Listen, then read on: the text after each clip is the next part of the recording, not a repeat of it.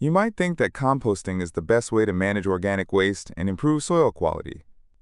But what if I told you there are more efficient ways to use organic matter while preserving a maximum amount of nutrients?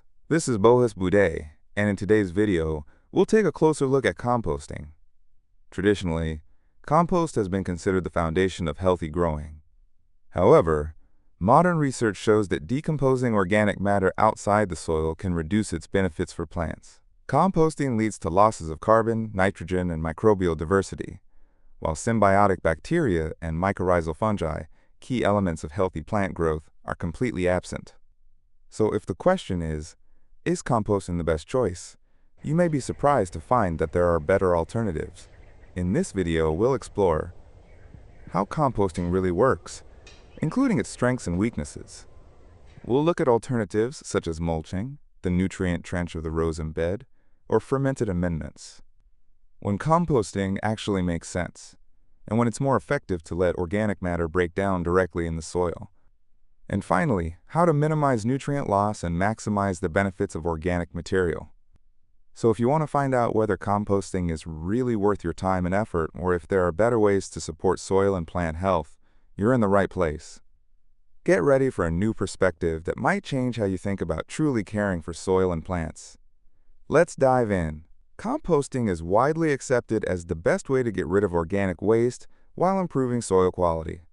But what exactly happens in a compost pile, and how does the process work? Microorganisms, bacteria, fungi, nematodes, and other tiny organisms transform organic matter into a more stable form. Compost. How long does composting take? While it's often said that composting speeds up decomposition, the reality is that maturing high-quality compost can take 2 to 3 years. In contrast, organic matter decomposed directly in the soil can be processed within a single season, engaging more soil microorganisms and plants in the process. What affects the composting process? To ensure that composting proceeds properly, several key factors must be monitored. The first is the carbon to nitrogen ratio. The ideal ratio is 25-30 to 1. Too much nitrogen causes unpleasant odors. Too much carbon slows decomposition. Next is moisture. The optimal level is 50 to 60% to allow microorganisms to function efficiently. Another factor is air access. Without oxygen, decomposition turns into rotting. And finally, temperature.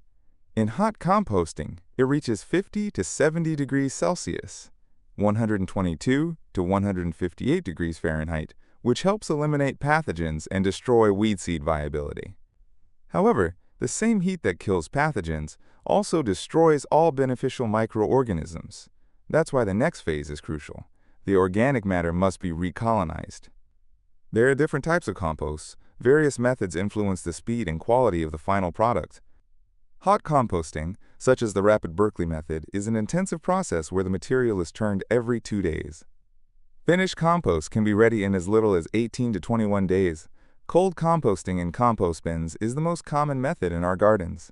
Cold compost matures in 2 to 3 years. The Johnson-Su bioreactor, a static system without turning, where air is supplied through holes made in the organic material.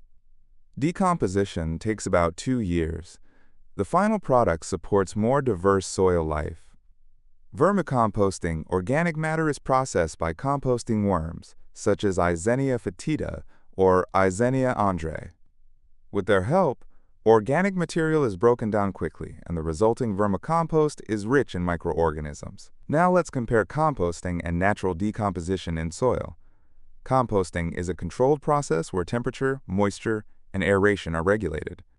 However, compost piles do not occur naturally unless we consider natural disasters like avalanches or floods.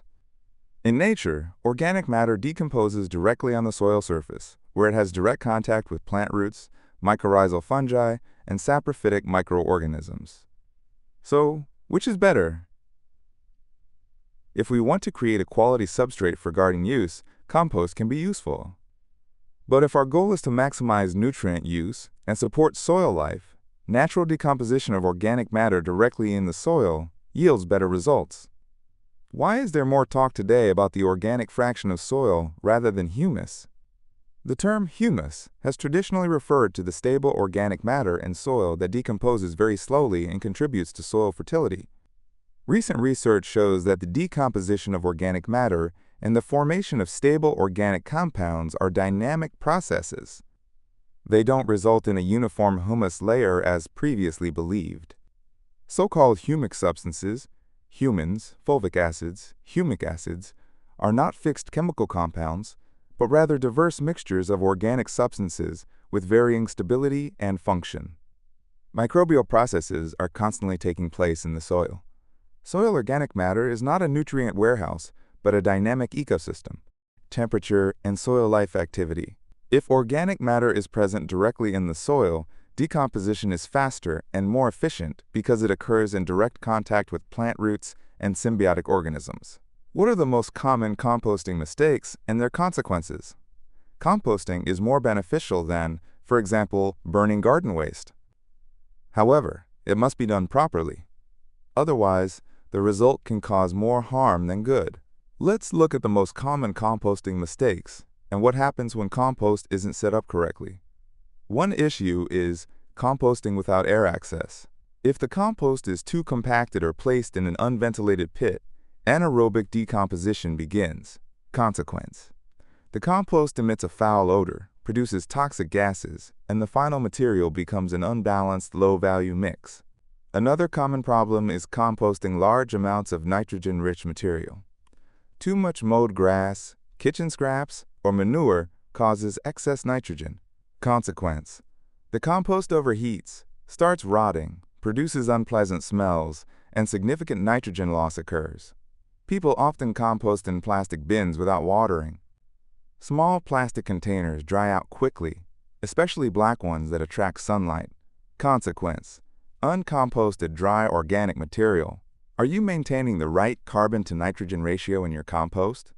With excess nitrogen, the compost smells bad and breaks down too quickly. Consequence: a black compost with an imbalanced nutrient and microbial content. People often add pathogen-infected materials and weed seeds to the compost. If compost doesn't reach a high enough temperature, it won't destroy weed seeds or pathogens. Consequence: weeds spread into the soil and may cause garden problems. Pathogens may infect your plants. If you still want to compost, we recommend learning from experts like Elaine Ingham, who specializes in effective composting techniques.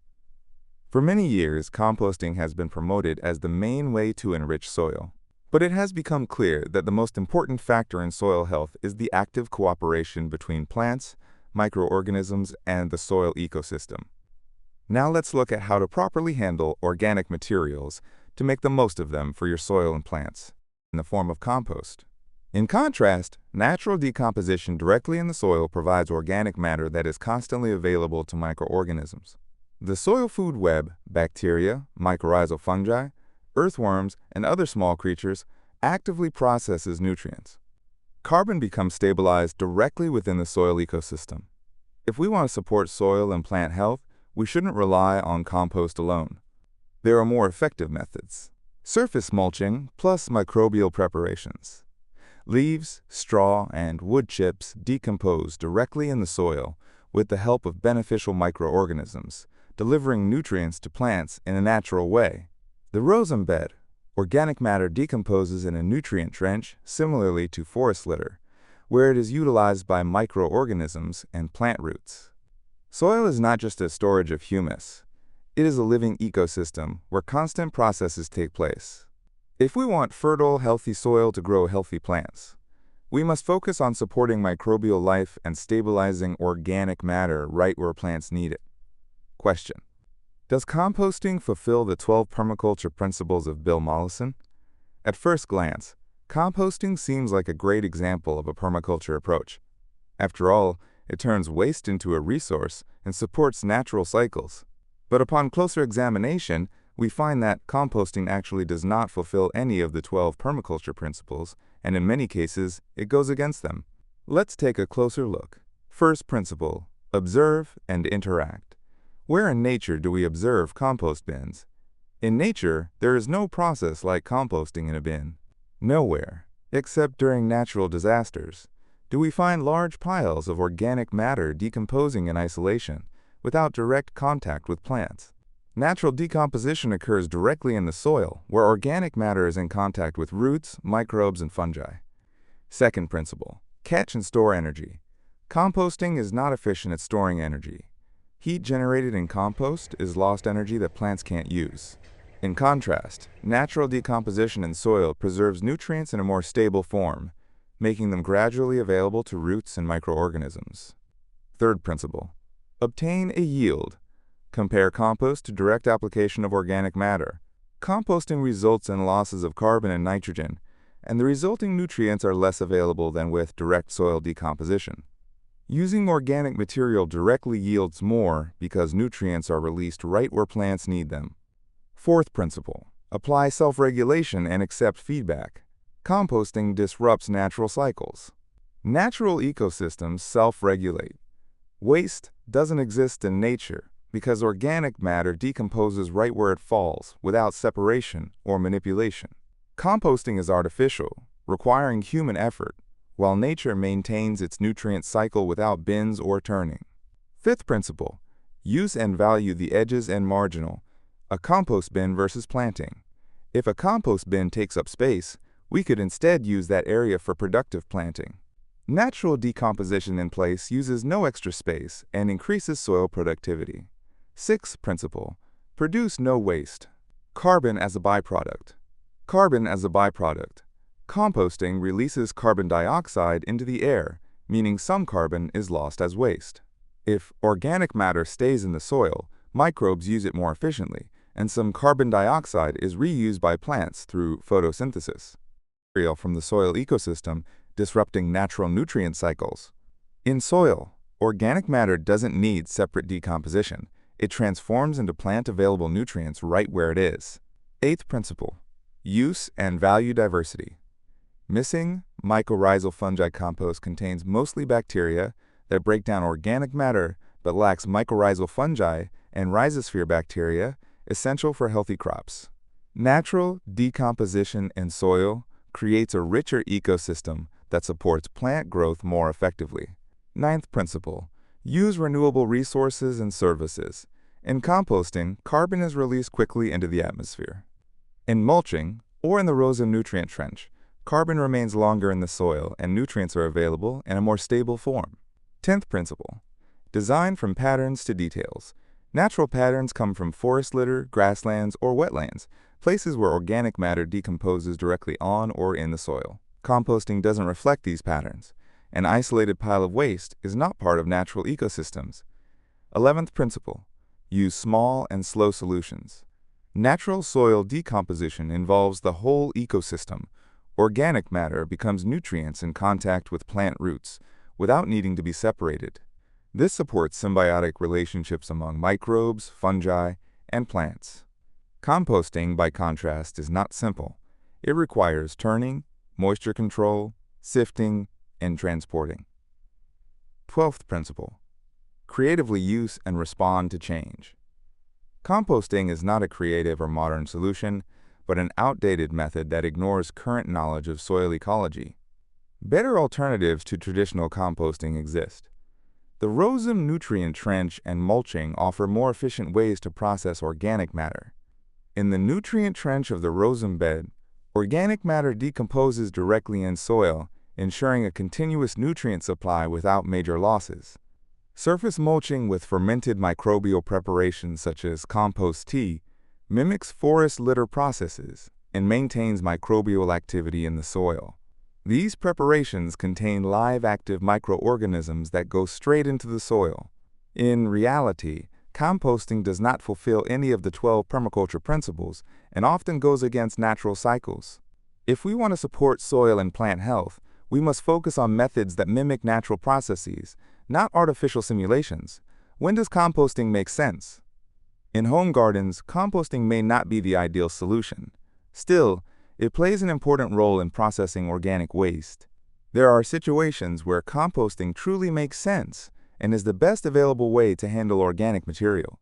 Let's take a look at when composting is effective. Processing industrial bio-waste. What to do with leftover food and organic waste.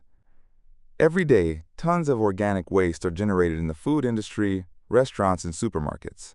If this material were left in landfills, it would decompose under anaerobic conditions, releasing methane, a gas 25 times more harmful than carbon dioxide. Composting helps reduce landfill waste and transforms it into a usable soil amendment. Processing sewage sludge, waste from sewers as a resource. The solid waste separated from wastewater, known as sewage sludge, contains a high amount of organic matter, but also various contaminants. When properly processed, it can serve as a soil additive, but it must be composted thoroughly. Composting stabilizes the organic components and removes pathogens. Composted sewage sludge can be used in soil reclamation or agriculture, for example, for growing fruit trees, processing manure from industrial livestock farms. Large-scale animal farms produce massive amounts of manure, which can become an environmental issue if not treated properly. Manure may contain pathogens, excess nitrogen, and pharmaceutical residues. Composting stabilizes nutrients, eliminates most pathogens, and reduces odor. Compost has a role in soil reclamation. There are places where soil is practically lifeless, areas damaged by erosion, degraded construction sites, etc. In these situations, adding organic matter helps quickly restore soil life. Compost increases organic matter content and improves soil structure. However, it's not always the best solution. Green manures and mycorrhizal fungi are often more effective. Composting helps reduce methane emissions from landfills. In conventional landfills, organic waste breaks down without air, generating large amounts of methane. Composting organic material that would otherwise end up in landfills helps minimize methane production. Municipal composting systems are now being established in many towns and cities. Certain mushroom species, like button mushrooms, Agaricus bisporus, require special substrates to grow. These are often made by composting straw, sawdust, and other organic materials. Composted substrates provide ideal conditions for mushroom cultivation. Let's recap. When is composting a good idea? When dealing with large volumes of industrial organic waste, when processing sewage sludge and waste from the sewer system, when converting manure from industrial livestock farms into a more stable form, when rapidly rehabilitating severely degraded soils, as a way to reduce methane emissions from landfills, when producing mushroom-growing substrates. From everything we've covered so far, it's already clear. Which is the better option? Compost, or fresh organic material, plus microbial inoculants. There are several ways to enrich soil that not only supply nutrients, but also support the entire soil ecosystem. This includes adding organic matter and microbial preparations. For home gardeners, two easy and accessible methods are mulching and using the Rosem Garden Bed's nutrient trench. One last note on why we keep mentioning microbial inoculants. There are several reasons, which I'll explain in more detail in future videos. For now, here's the short answer. If our soil were truly healthy and fully regenerated, we wouldn't need to add anything at all. Let's look at nutrient availability. Which of the mentioned approaches is faster? In compost, nutrients are already partially processed by microorganisms, making them quickly available to plants. However, this has a downside. Nutrients are easily leached during rainfall or excessive watering. Humus in compost must first undergo mineralization, be broken down, before plants can access its nutrients. Organic material plus microbial preparations. Nutrients are released gradually, right where the plants need them. Microbial preparations, homemade like ACT aerated compost tea, Barmatucha, or commercial like EM1, activate soil microorganisms and support decomposition directly in the soil. The advantage? Better control over plant nutrition and fewer losses. Which method is better for soil biodiversity? Compost. Fast composts, like the Berkeley method, don't give microbes enough time to develop a stable ecosystem. They contain mostly bacteria and lack fungi. Mature composts in home bins or Johnson-Su bioreactors contain saprophytic fungi that break down organic matter and support greater microbial diversity, but still lack mycorrhizal fungi and symbiotic rhizosphere bacteria. Organic material plus microbial preparations. Natural decomposition in the soil supports a wide range of microorganisms, including mycorrhizal fungi and symbiotic rhizosphere bacteria. Microbial preparations introduce live, active microorganisms into the soil, strengthening the soil ecosystem. Which method works better for soil regeneration? Compost. It improves soil structure in the short term, but carbon is quickly lost as carbon dioxide. Excessive compost application can disrupt nutrient balance in the soil. Organic material plus microbial preparations. They support the formation of soil aggregates, which improve water and nutrient retention. They stabilize carbon directly in the soil, aiding long-term soil regeneration. Which method requires less labor? Compost. Requires proper mixing, watering, turning, and protection from drying and freezing. Once mature, it must be sifted and transported to beds or fields. Organic material plus microbial preparations. Application is simple. Organic material can be used as mulch, incorporated into the soil, or placed in the nutrient trench of the rosin bed. Microorganisms can be applied via watering or foliar sprays, watering plants at the same time, which composting doesn't allow. So, which is better? Compost can be useful for quick soil regeneration, but its use often leads to nutrient losses and reduced microbial diversity. In the long run, using raw organic matter combined with microbial preparations is more effective. The optimal approach is to combine locally available organic materials with live microbes that activate soil processes. How does the interaction between plants, microorganisms, and soil work? Why is microbial life in the rhizosphere important? The root zone of plants, known as the rhizosphere, is a hotspot of intense cooperation between plants and soil microorganisms. Symbiotic bacteria and fungi help plants absorb nutrients. Plants release exudates that support specific microbes beneficial to their growth. The more active the soil life, the better the soil structure and the higher the fertility. We can support soil life by adding organic material and microbes. Mulching enables organic matter to decompose directly on the soil surface, keeping nutrients available to microbes and plants. Moisture is essential, and the rosin bed's nutrient trench better maintains this moisture. Organic matter in the trench decomposes gradually with the help of condensation from air humidity and capillary water from the soil. Microbial preparations accelerate this process. They contain active soil microbes that support decomposition and the formation of humic substances directly in the soil. Answering the question, which is better, compost or direct application of organics, is clear. The correct answer is B. Compost has been processed outside the soil, losing part of its microbial activity. Organic matter in the soil decomposes gradually, keeping nutrients and carbon within the ecosystem. Applying organics directly through mulching and the rosin bed's nutrient trench supports natural microbial processes. If we want a rich harvest of healthy crops, we must focus on fostering interactions between plants and soil microorganisms. In this video, we explored when composting makes sense and when better alternatives exist. Composting is useful for processing large amounts of organic waste from industry or large-scale animal farms, for stabilizing manure and reducing pathogens, for cutting methane emissions from landfills, and for preparing substrates for mushroom cultivation. On the other hand, composting is not ideal in regenerative gardening, where mulching and the rosin bed nutrient trench yield better results. Methods like mulching, nutrient trenches, and microbial preparations are more effective than composting. They better support soil life and plant growth. Share your experience. How do you use compost? What has your experience been? Have you tried alternative methods like mulching or the rosin bed nutrient trench? What surprised you most in this comparison? Write your thoughts in the comments and share your insights. If you enjoyed the video, don't forget to like, subscribe, and turn on notifications so you don't miss the next one.